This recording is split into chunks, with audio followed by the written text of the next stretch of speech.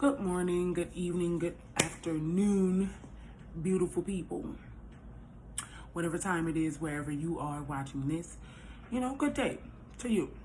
So, if you watch my stories on yesterday, then you know what I'm here for, to talk to you guys about the resources that we have as citizens of New Orleans and our communities, and what things we can do to try to help be a part of the change.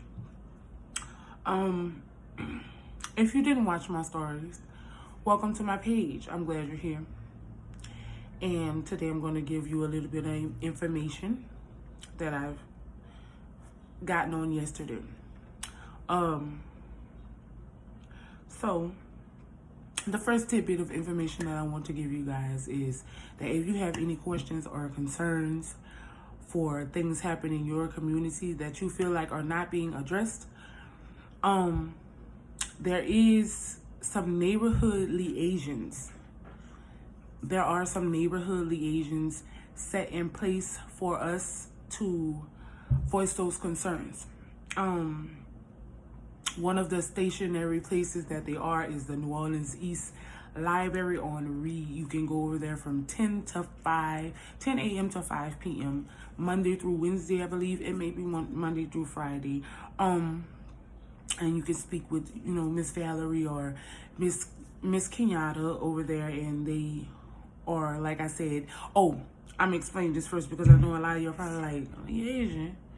Okay, I was thinking the same thing, okay? But a liaison is basically just like a mediator, to say the least. It's a mediator, is someone who is connected to our state officials, who also connects with us on the ground level so that they can go and voice the concerns of the community that they're serving, or, and let them know that the personal problems that people feel like they're having in state community. So, first things first, if you want to express your concerns and actually give them to a person that can go and voice this to our mayor or her officials, so that this can get to her desk, that would be the best way to go about it. I know that social media has proven to be a voice for us in some sort, but at the same time, there is a certain way that you go about voicing your concerns, and I'm going to give you a few different options on how to do so. So, first things first, like I said, the neighborhood liaisons. There are neighborhood liaisons for pretty much every part of town. You just have to do your research to find out where they are and how you connect with them. But for people who don't know, like myself on yesterday, who was very unaware of any of these things, you just have to do your research and search for the neighborhood liaison in your district or community. The next thing you can do is, they actually have, as far as policing in our neighborhoods, and I know a lot of you can agree that, policing can be better. And, it seems as if maybe they don't care, or they just look over crimes in certain areas, and that is not the case. It is actually that we have a lack of police officers, given the fact that most people do not have the best relationship with the police, because they feel that they are biased and one-sided, and they tend to, in simple terms, pick on us. You feel me? And so people do not trust the police, and so they don't involve them in things that they should, that can really help. You are able to reach the police chief, and it is so easy. You know what I'm saying? This is something that is new to me also. So I was like, wow, it's very easy to just reach out to them and express your concerns, and have them at least create a plan to figure out a way to make this situation better for everybody, themselves and their community. So also, like I said, there is a lack of police officers because of the rocky relationship with communities and police. Not many people are applying, and people that are applying, the process is taking so long the hiring process, that most people are just not even, they're taking their training and going somewhere else where they can easily be hired and get on the force. But I also want to add that if you are interested in being a police officer and serving your own community, because in my opinion, that is the best way for us to go about making a better community for all of us, if it stops being us against them and we become them. If you are the police in your community, how can they pick on you? You're one of them. You are the person serving your community, so you are treating it with fairness and understanding, and you have basically, I feel like, you have a step up in the game because you understand what's going on the ground level, and not so much just, what the state mandates you're supposed to do and go up, and how you're supposed to go about things. You have a better understanding. So, anybody looking to join the police force and become a part of the solution, you can go to joinnopd.org and you can apply to become a police. That way there is no them and no us. It's just us policing our own communities. Okay, so next I want to talk to you. This is something so cool that I found out, y'all. And I know some of y'all probably gonna be like, girl, who cares? But I just thought it was so cool. The fire department, actually, if you need smoke detectors in your home, maybe you live in an apartment, maybe you own your home, and maybe you just can't afford to get new smoke detectors, or you live in an apartment and they're supposed to change them every so often, but they do not. You are actually able to call the fire department and they will come and put smoke detectors in your house free of charge. So, anybody who needs that service, there you go. Also, they also have police meetings every week to discuss like the actions they're taking for crime and different things like that.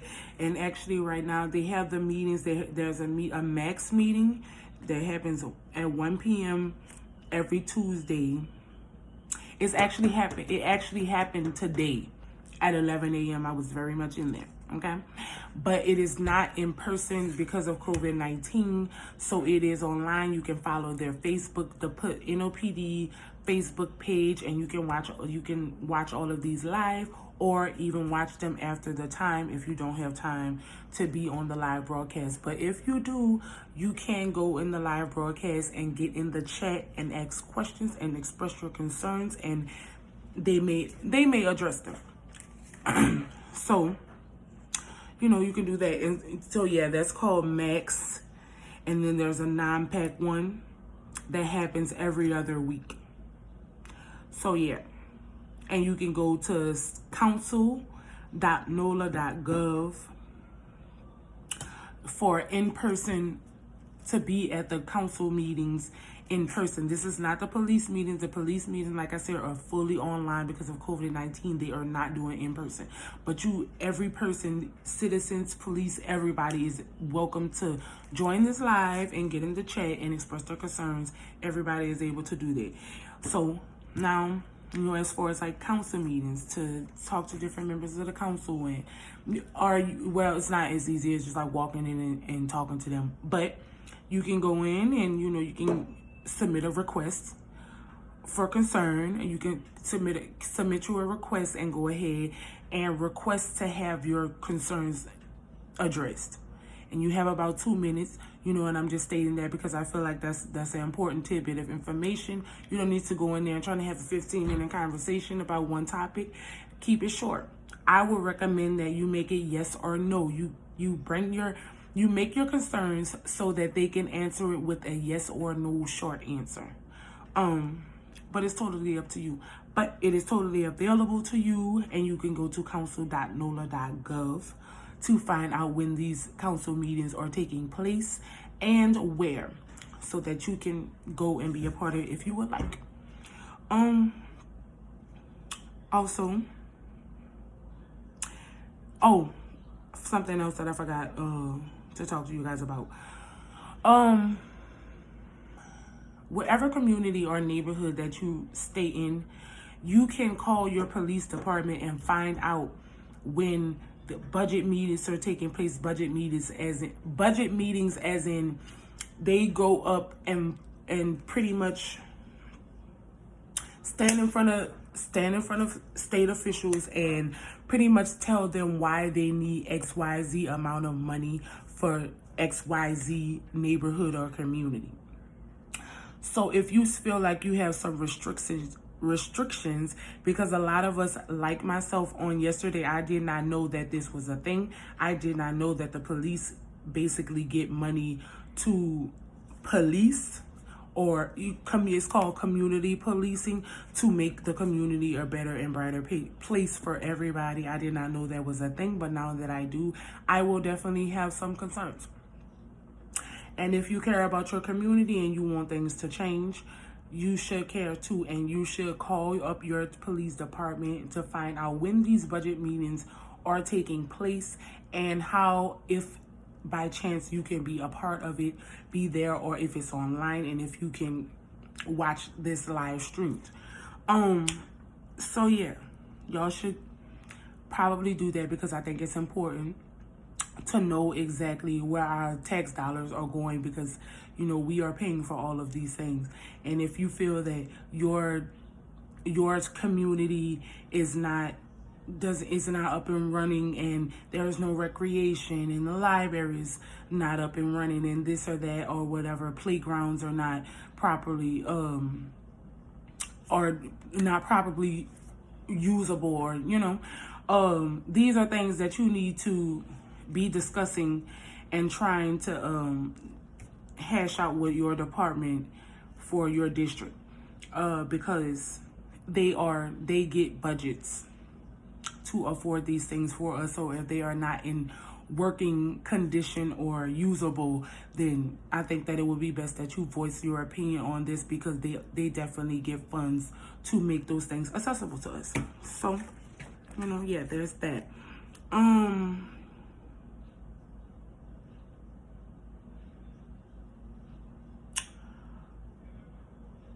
Also,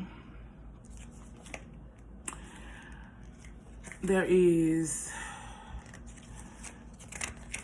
also when you go, if you decide to go and see your neighborhood liaison, they can provide you with all kind of information for a bunch of different things. There's this pamphlet for Nola.gov, with like a map of different places that you can go,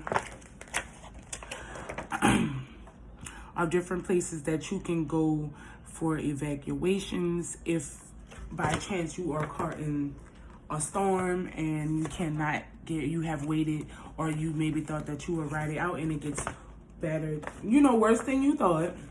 They give you this little pamphlet which basically lays out all of the evacuation spots, which are those little things that be standing on some corners. Y'all all seen them before, I'm sure.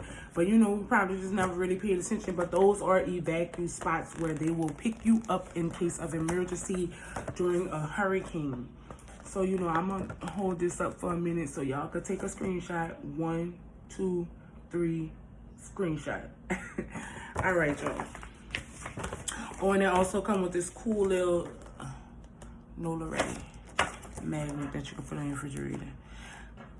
It's not really part of the information, but I just thought it was pretty cool. Also, there is a volunteer income tax assistance program that you can go to, and it tells you what to bring, where to go. There are a bunch of different sites. All right, one more time for the screenshot. 1, 2, 3, screenshot. All right. So, like I said, that is called VITA, or Volunteer Income Tax Assistance Program, which is like really good if you don't know how to go about getting your refund started, or you just need some help. That's pretty cool, actually. And there is also a program called Cure Violence, which I'm sure that most of us have heard of. I have seen these pamphlets or flyers everywhere that I have gone. So I'm pretty sure, everybody's seen them, but most likely we from New Orleans, we don't really pick up pamphlets, you know what I'm saying? So that's why I'm making this video for you. And basically it's just a violence interrupter program where basically, they try to interrupt the violence. They're active in the community and responding to area hospitals. The Cure Violence teams works together to decrease retaliation and stop cycles of violence. So if that would be something you are interested in, you can get involved in your community by contacting them. Their number is 504-950-3, or you can visit them at their office, which is 2020 Jackson Avenue. Actually, I'm gonna put this up. 1, 2, 3 screenshot. All right. So, like I said, that is all the information that I have to you today. I hope you guys put this to use. And we have to understand that we can complain and we can be upset about injustices that we feel are happening to us in our communities or city. But there is a proper way to go about addressing them, addressing your concerns. There is a proper way to go about it that is more fulfilling and gets you answers and gets you action instead of just us complaining amongst ourselves. So let's all take the initiative to do our parts in our communities to make them better. Yes, there are certain things that the city or the state may or may not address, or we feel like they don't care about, but at the same time, we have to care too. And we have to put our foot in and help them to help us, because at the end of the day, they don't live in our neighborhoods. They don't really understand our concerns. So if we're not showing up when it matters, or when they're having these meetings, these council meetings, or things that they're talking about what's going on in the community and what they can do to help, and they look out in the crowd and there's no one there voicing concerns about this, but then we're on Instagram or amongst each other complaining about what they don't do. So let's just try to get more involved with our city. Let's try to be more proactive in making the communities better for ourselves. So let us all lead by example and be the change that we wish to see. Y'all have a great day. That is all from me today. Oh, and before I go, if, like I said, you want to be involved in your community policing and being someone that oversees your own community, so it's not them and them against us, is us as one. We're all one. Go to joinnopd.org, fill out an application, and you can be the police in your own community. And at that point, you get to make the choices yourself. Yes, you do have guidelines and federal laws and stuff to follow, but of course that's what you want, right? You want somebody to do the right thing. So why can't you be that person? Stop being afraid of looking like, oh, why would you want to be a police? Because if you're tired of police, become one. You can be the good guy. You can be the good police in your neighborhood. So, think about that. Y'all have a great day. Thank you for tuning into my TED Talk. I hope that this information was helpful. And you know what I'm saying? Do what you gotta do. Get involved. Love y'all.